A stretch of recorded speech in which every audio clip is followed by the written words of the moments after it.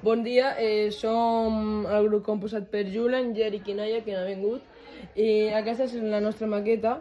Ens hem inspirat en engranatges cònics que el que fa és traslladar l'eix i la força cap a les aspes amb els cònics.